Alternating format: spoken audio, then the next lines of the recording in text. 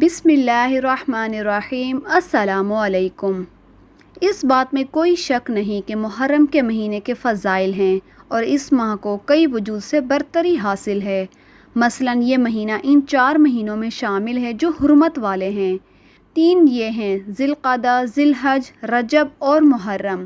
ان مہینوں کو حرمت والا اس لیے کہتے ہیں کہ ان میں ہر ایسے کام سے جو فتنہ فساد، امن و امان کی خرابی کا باعث ہو بالخصوص منع فرمائے ہیں۔ مثلاً آپس میں لڑائی جھگڑا، ظلم و زیادتی وغیرہ سے منع کیا گیا ہے۔ اسی طرح نافرمانی کر کے اپنے جانوروں پر ظلم کرنے سے بھی منع کیا گیا ہے۔ ان حرمت والے مہینوں میں قتال کر کے، ان کی حرمت پامال کر کے اللہ کی نافرمانی کا ارتکاب نہ کریں۔ ہاں، اگر کفار تمہیں ان مہینوں میں لڑنے پر مجبور کریں تو پھر تم پر بھی لڑائی فرض ہے۔ اسی طرح اس ماہ میں مسنون عمل یہ ہیں کہ روزے رکھے جائیں۔ آپ صلی اللہ علیہ وآلہ وسلم کا معمول تھا کہ آپ محرم میں بکثرت روزہ رکھا کرتے تھے اور صحابہ کرام کو بھی اس ماہ میں روزے رکھنے کی ترغیب دیا کرتے تھے، جیسا کہ حدیث نبوی میں ہے: ماہ رمضان کے بعد افضل ترین روزے اللہ کے نزدیک محرم کے روزے ہیں۔ اسی طرح حضرت عباس سے روایت ہے کہ نبی پاک صلی اللہ علیہ وآلہ وسلم مدینہ تشریف لائے تو یہودی عاشورہ کا روزہ رکھتے تھے۔ آپ صلی اللہ علیہ وآلہ وسلم نے دیکھا تو فرمایا کہ حضرت موسیٰ علیہ السلام اور ان کی قوم کو فرعون سے نجات ملنے کی خوشی میں اس دن کا روزہ رکھتے ہیں۔ تو آپ صلی اللہ علیہ وآلہ وسلم نے فرمایا کہ ہمارا تعلق حضرت موسیٰ سے زیادہ ہے، لہٰذا ہم بھی اس دن روزہ رکھیں گے، لیکن 7، 9 محرم کا بھی ملائیں گے یا پھر 10 اور 11 کا ساتھ رکھیں گے۔ لیکن سوال یہ ہے کہ کیا یہ ماہ صرف حضرت حسین رضی اللہ تعالیٰ عنہ کی شہادت کی وجہ سے خاص ہے؟ جس طرح سے آج سب کچھ بھول بھلا کر بس اس ماہ کو شہادت کی نسبت یاد کر لیا گیا ہے، تو اس کا جواب یہ ہے کہ ہرگز نہیں۔ اس ماہ کو فضیلت وہی حاصل ہے جو ہم اوپر گزشتہ صفات میں بیان کر چکے ہیں، کیونکہ یہ واقعہ تو 50 سال کے بعد پیش آیا تھا، جبکہ محرم کی فضیلت آپ صلی اللہ علیہ وآلہ وسلم کے دور میں ہی تھی۔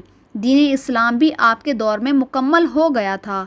فرمان الہی ہے کہ تکمیل دین کے بعد کوئی ایسا کام کرنا جس کا نہ تو شریعت اسلامی سے کوئی تعلق ہو اور نہ ہی نبی پاک صلی اللہ علیہ وآلہ وسلم سے اس کی کوئی نسبت ہو، سراسر غلط اور ناجائز ہے۔ اس لیے یہ تصرف اس آیت قرآنی کے سراسر خلاف ہے۔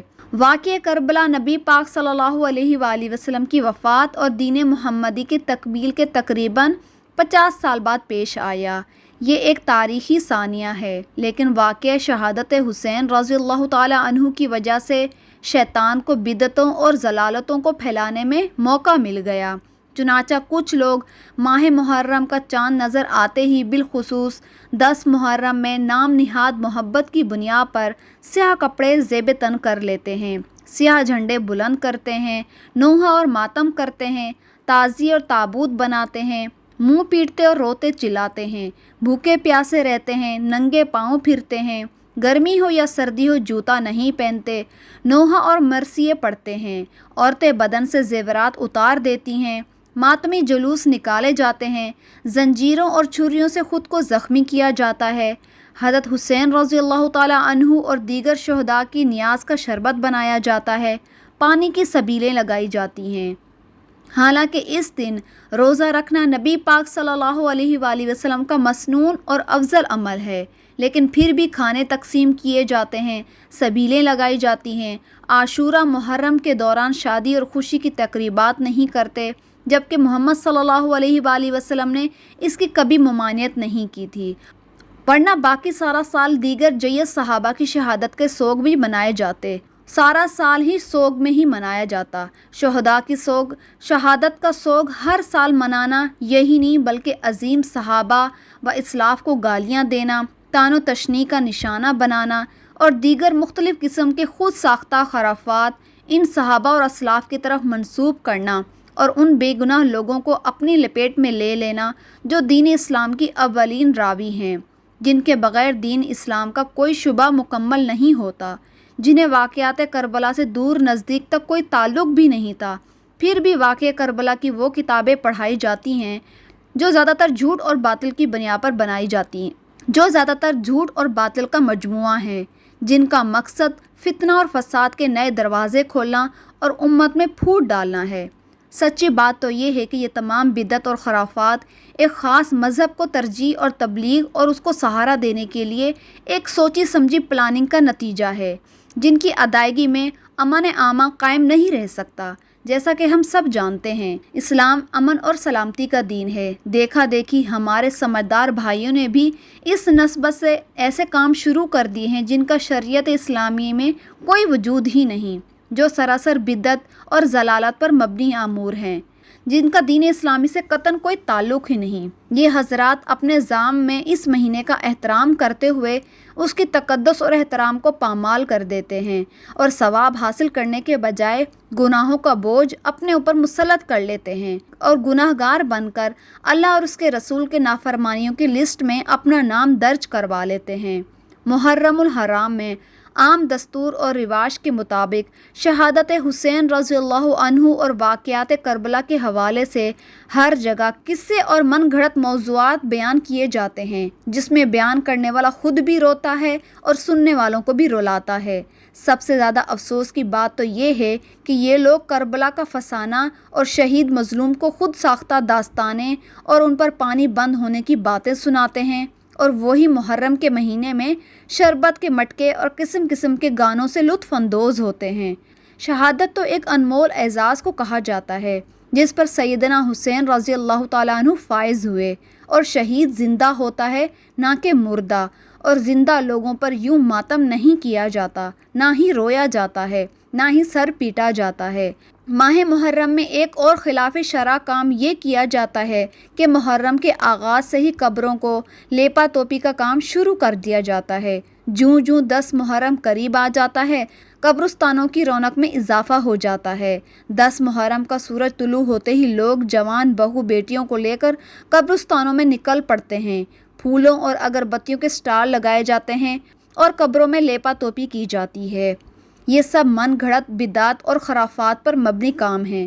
قبروں کی زیارت کا حکم تو نبی پاک صلی اللہ علیہ وآلہ وسلم نے اس لیے دیا کہ اس سے آخرت کی یاد تازہ رہے۔ اگر وہاں پر اس قدر رونق اور سما پیدا کیا جائے تو بلا شبہ یہ شرعی مقصد فوت ہو جاتا ہے، اور شریعت اسلامی نے قبروں کی زیارت کے لیے کوئی خاص دن مقرر نہیں کیا، لہٰذا کسی خاص دن زیارت کو مقید کر دینا بھی شریعت اسلامی کے عمل کے خلاف ہے۔ خستہ قبروں کو درست تو کیا جا سکتا ہے، لیکن اس کے لیے کوئی دن مقرر کرنا یا انہیں پختہ کرنے کی کسی صورت اجازت نہیں۔ دنیا میں جنت البقیع بہترین قبرستان ہے۔ دور نبوی صلی اللہ علیہ وآلہ وسلم یا دور صحابہ میں کبھی وہاں 10 محرم کو اس طرح میلہ نہیں لگایا گیا، اور نہ ہی مٹی اور پھول ڈالنے کا اہتمام کیا گیا۔ شاہ ولی اللہ محدث دہلوی فرماتے ہیں، اے بنی آدم، تم نے اسلام کو بدل ڈالنے والی بہت سی رسمیں اپنے اوپر رکھ لی ہیں۔ مثلا تم 10 محرم کو باطل قسم کے اجتماع کرتے ہو۔ کئی لوگوں نے تو اس دن کو نوحہ اور ماتم کا دن بنا لیا ہے، حالانکہ اللہ کی مشیت سے حادثے ہمیشہ رہنما ہوتے رہے ہیں۔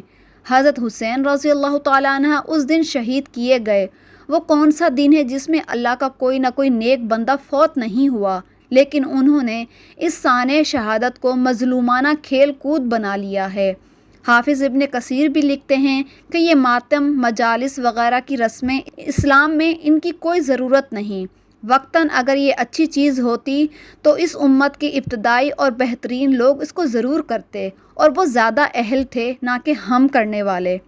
شاہ اسماعیل شہید رحمۃ اللہ علیہ فرماتے ہیں کہ پاک و ہند میں تعزیہ سازی کی جو بدعت رائج کی گئی، یہ شرک تک پہنچ جاتی ہے، کیونکہ اس میں حضرت حسین رضی اللہ تعالیٰ عنہ شہید کی قبر کی شبیہ بنائی جاتی ہے اور اس پر سجدہ کیا جاتا ہے، بالکل ویسے جیسے کوئی بت پرست اپنے بتوں کے سامنے سجدہ کرتا ہے۔ اس لیے ہمیں بھی چاہیے کہ اپنے دین کو پڑھیں، اس پر عمل کریں، اور وہ کام کرنے کی کوشش کریں جو ہمارے صحابہ کرام نے کیا ہے، اور ہمارے دین کا مقصد بھی یہی ہے اور ہمارے دین کی سنت بھی یہی ہے۔